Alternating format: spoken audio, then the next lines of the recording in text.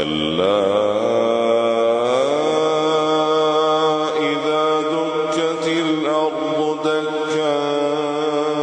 دكا وجاء ربك والملك صفا صفا وجيء يومئذ بجهنم يومئذ يتذكر الإنسان وأنى له الذكرى يقول يا ليتني قدمت لحياتي فيومئذ لا يعذب عذابه أحد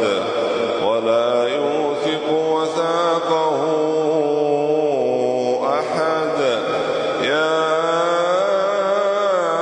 أيتها النفس المطمئنة ارجعي إلى ربك راضية مرضية فادخلي في عبادي.